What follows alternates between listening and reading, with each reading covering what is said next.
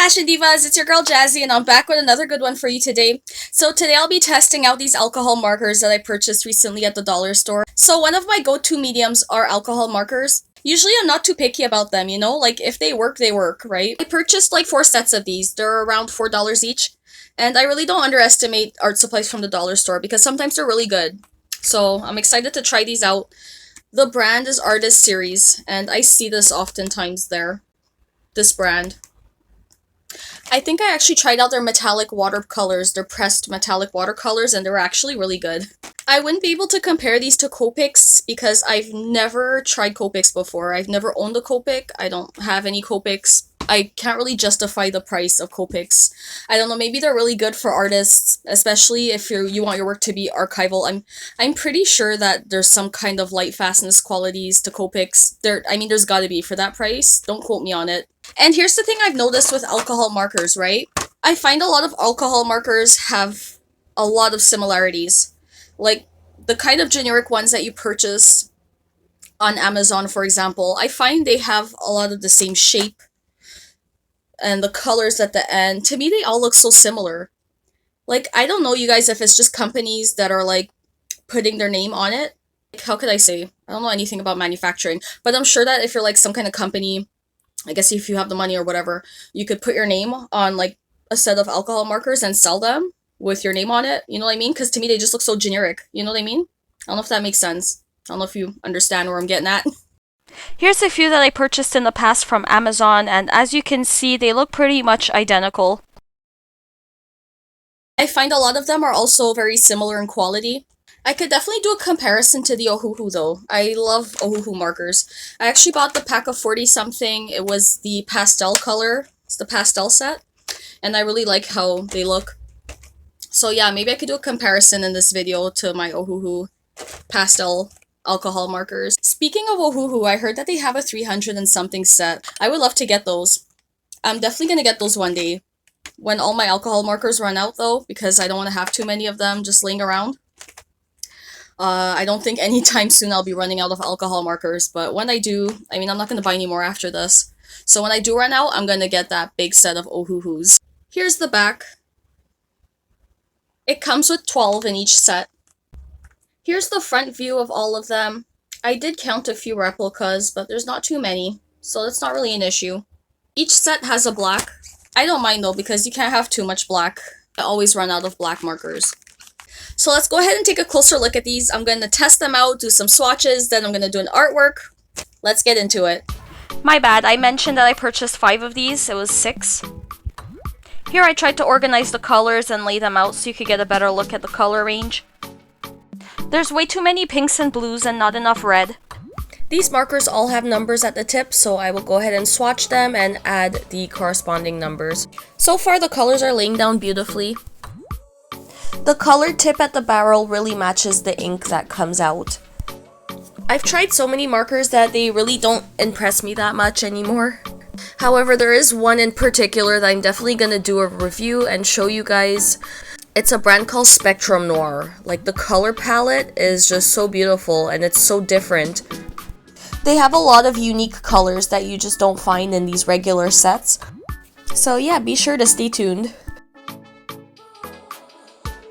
I like the variety of colors. I'm seeing a lot of browns, a few beige here and there. Those are good for skin tones. I think there's enough blues and greens in them, especially if you want to do landscapes. Here is just a quick comparison to the Ohuhu. As you can see, they kind of have the same concept, although the Ohuhu barrels are round. Let me know if you'd like I could do a more in-depth review and comparison. Maybe I could do an artwork with the Ohuhus and another with the not so popular brands and compare them. Now let's see how well these layer. So on the left I'm doing 1 swipe, on the right I'm doing 2.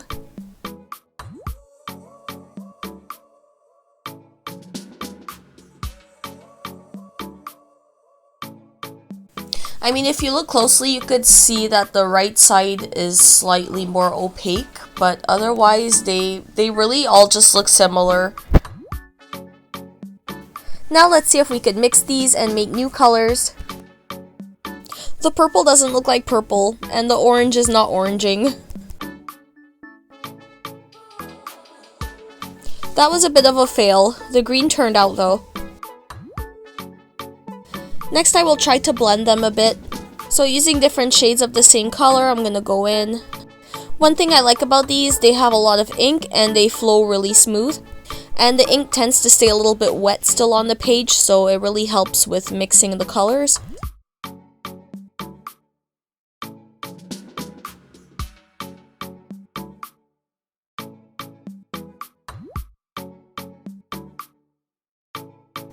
Not too bad, I like how it turned out. Now for the really fun part, I'm gonna go ahead and color in an artwork that I made. So here I'm going in with the bullet nib, and usually I prefer the bullet nib than the brush tips. I find you could go in more and do fine details. However, for this particular brand of markers, I find the bullet tips left a lot of streaks. It's hard to tell with the swatches, but when you color in a larger surface, you can see that they're actually not bad at layering. So they're great for making shadows or creating a gradient effect.